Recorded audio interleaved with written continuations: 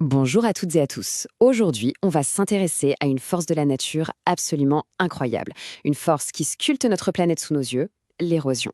Alors, quand on dit érosion, on pense tout de suite aux falaises qui s'effritent. Et c'est pas faux, mais c'est vraiment que la moitié de l'histoire. Car l'érosion, elle se cache aussi dans nos smartphones et même dans les murs de nos lycées. Prêt à découvrir son double visage? Allez, c'est parti!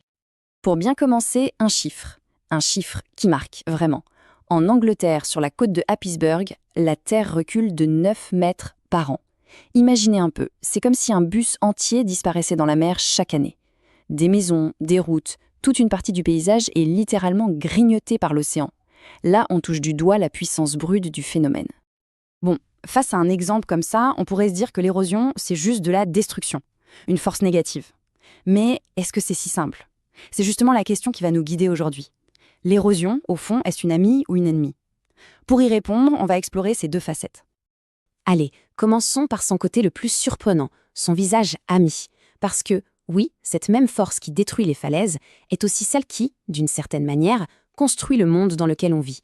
Voyons ensemble comment l'érosion peut se transformer en une ressource vitale. Prenez juste un instant. Pensez à votre smartphone, regardez par la fenêtre, les bâtiments autour. On s'est déjà posé la question de savoir d'où vient le verre de l'écran ou le béton qui fait tenir les murs. Eh bien la réponse, elle se trouve dans les roches. Et l'érosion, elle, joue un rôle absolument capital dans tout ça. En fait, pour fabriquer un matériau, tout part d'un très long voyage. Au départ, tout à haut dans les montagnes, la roche s'use, elle se fragmente. Ça, c'est l'altération. Ensuite, le vent, la pluie, les rivières entrent en scène. Ils agissent comme un gigantesque tapis roulant. Ils arrachent ces petits morceaux et les transportent sur des kilomètres et des kilomètres. Et voilà, c'est ça, l'érosion. Ces fragments finissent par se déposer au calme, ils s'accumulent en couches, c'est la sédimentation. Et c'est seulement à la toute fin de ce processus naturel que l'humain intervient pour extraire ces sédiments et les transformer. L'érosion, c'est donc le transporteur, l'étape indispensable de cette chaîne de production naturelle. Concrètement, ça donne quoi ? Prenez le sable. Le sable, ce n'est rien d'autre que du grès qui a été érodé pendant des millénaires. Et c'est la base de tout le verre qu'on fabrique. Maintenant, si on mélange ce sable avec du calcaire et de l'argile, eux aussi transportés par l'érosion, on obtient du ciment, l'ingrédient principal du béton. Donc, pour résumer simplement, sans érosion, pas de sable sur les plages, c'est sûr, mais aussi pas de vitres à nos fenêtres et pas de bâtiments en béton. C'est fou, non ?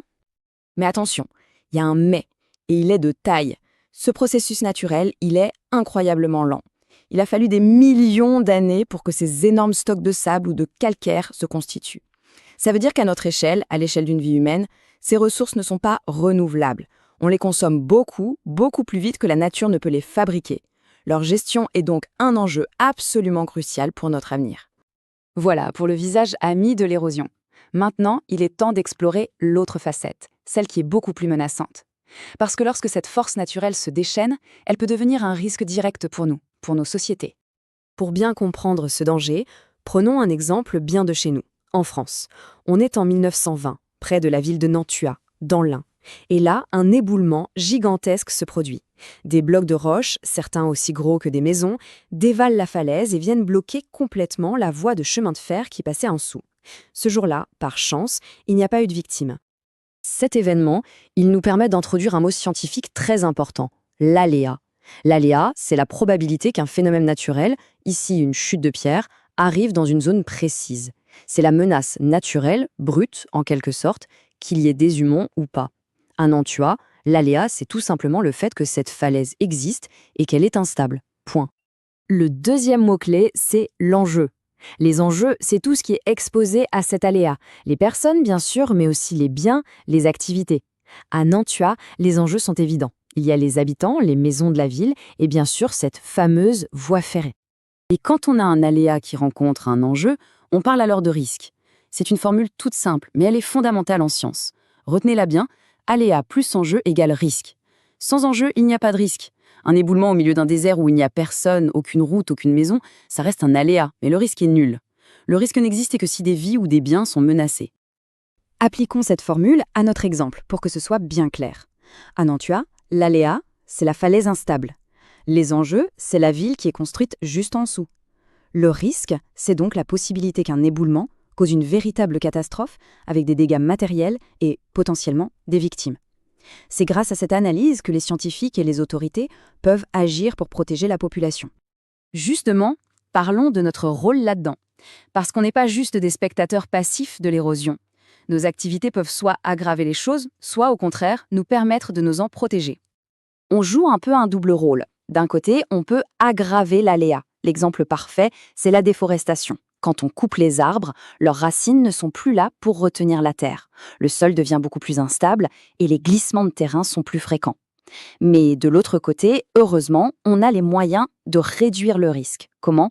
Grâce à la science, on peut faire des cartes des zones dangereuses, on peut interdire d'y construire et surtout, on peut informer les gens sur les bons réflexes à avoir. Et aujourd'hui, impossible de parler de ce sujet sans faire le lien avec le changement climatique. Le réchauffement global fait monter le niveau des océans. Pourquoi ? Parce que l'eau plus chaude se dilate et que les glaciers fondent. Et ce niveau de la mer plus élevé vient attaquer les côtes de façon beaucoup plus agressive. Résultat, l'érosion du littoral s'accélère partout dans le monde. L'aléa augmente et donc le risque pour toutes les populations qui vivent en bord de mer augmente aussi. Ok, on a exploré pas mal de choses sur les deux facettes de l'érosion. C'est le moment de faire un petit bilan, histoire de bien fixer les idées. C'est la partie la plus importante pour vos révisions, alors on se concentre. D'abord, le vocabulaire. Il y a 4 mots à bien maîtriser. L'érosion, c'est le transport des débris de roches. La sédimentation, c'est leur dépôt, ce qui forme des ressources comme le sable. Une ressource, c'est une matière naturelle qu'on peut exploiter. Et enfin, le risque, c'est la rencontre entre un aléa naturel et un enjeu humain. Ensuite, le raisonnement scientifique. Ce qu'il faut retenir, c'est que l'érosion a un double visage. Elle nous fournit des matériaux essentiels, mais elle représente aussi un danger. On peut analyser ce danger de manière scientifique et donc on peut apprendre à le gérer. Et pour ça, la formule à connaître par cœur, c'est bien sûr aléa plus enjeu égale risque.